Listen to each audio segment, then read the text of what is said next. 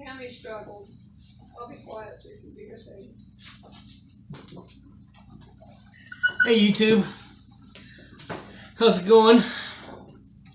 It's that time of week again. This is Vayishlach, Vayishlach, and it means any scent. And the parsha was Genesis 32:4 through 36, the end of 36. And as an overview, we have Jacob prepares to meet Esau. Jacob wrestles with an entity. Was it the Most High or was it an angel? I'll leave that up to you to decide. Jacob meets Esau. The rape of Dinah and her brother's responses. And if you read about that deal in Jasher, it went on, I think, for months. It was if Jasher is correct, it was a really big deal. Then we have the deaths of Rebekah's nurse Deborah, the death of Rachel, and the death of Isaac, all in one chapter. And we have Esau's family record. But for this parsha, I want to focus on faith, and I guess it would be, Jacob's faith. Although we'll talk about others briefly. And faith in the Hebrew language is emunah, E-M-U-N-A-H, and it's Strong's number 530.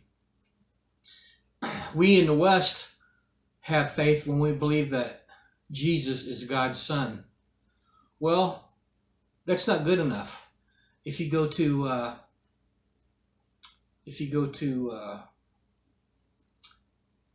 when the Messiah came up to the graveyard where Legion was, the demons knew who Jesus was. And they know he's the Son of God.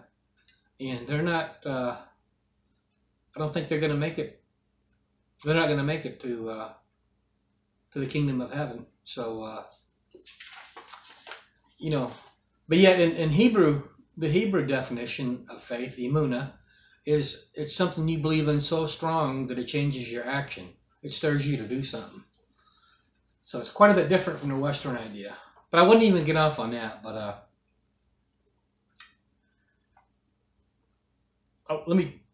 Abraham, Elohim, the El, or the God of creation, came to the earth and made a unilateral covenant with Abraham.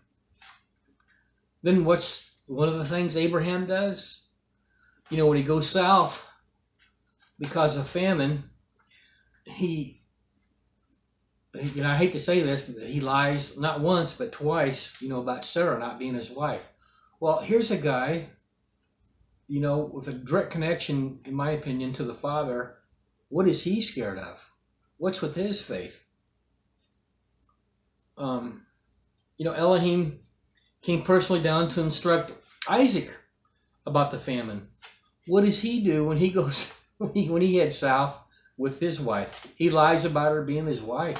Why does he have to lie? He's a patriarch. Of course, he didn't. He might not have realized that at the time, but direct connection to the Father, seems like to me. And then in this parsha, we have. Elohim has spoken to Jacob, multiple times. The angels came and consoled him. And what does he do in Genesis 35, verses 2 and 3? Then Jacob said unto his household and to all that were with him, put away the strange gods that are among you, and be clean, and change your garments. And let us arise and go up to Bethel, and I will make there an altar unto Elohim, who answered me in the day of my distress, and was with me in the way which I went.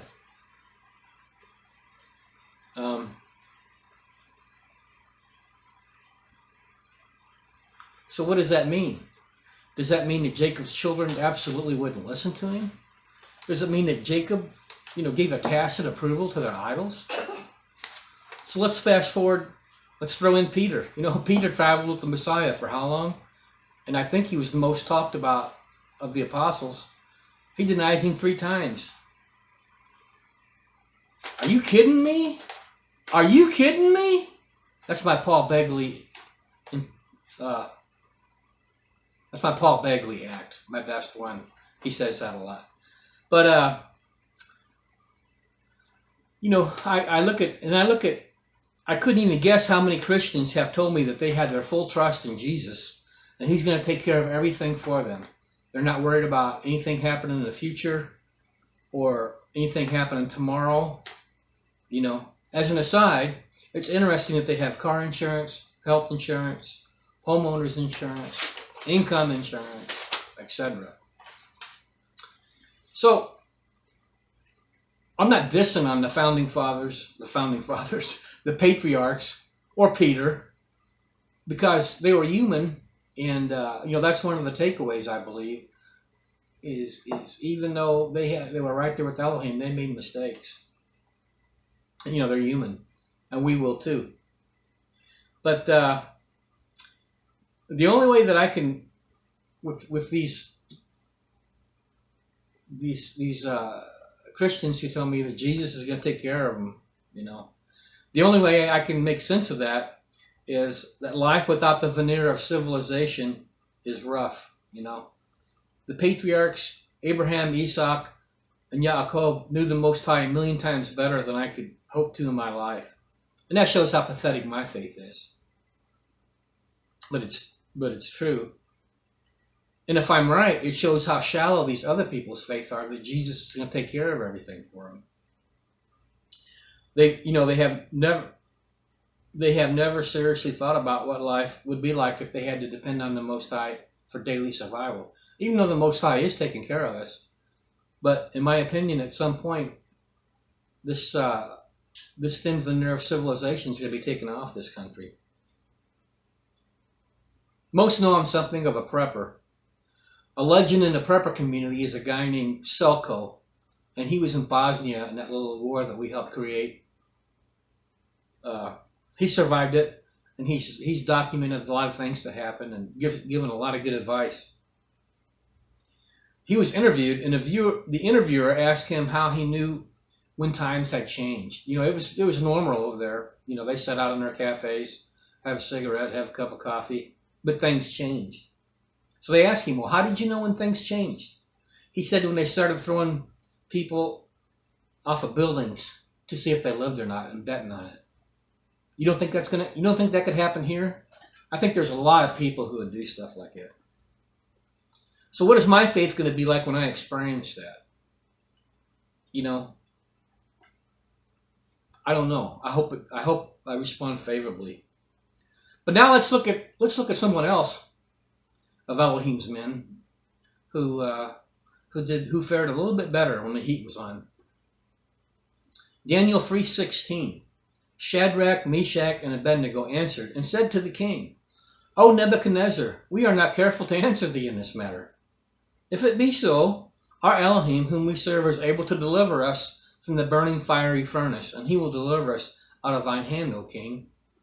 But if not, be it known unto thee, O king, that we will not serve thy gods, nor worship the golden image which thou hast set up. So we all know what happened after that. They saw 4 people in fire, right? And they lived. So work on your faith with the Most High. And if a prudent man sees danger, he hideth. You know, look to the ant, thou sluggard. Be prudent. Be prudent with the resources that you have, and study the Word. We'll talk to you next week.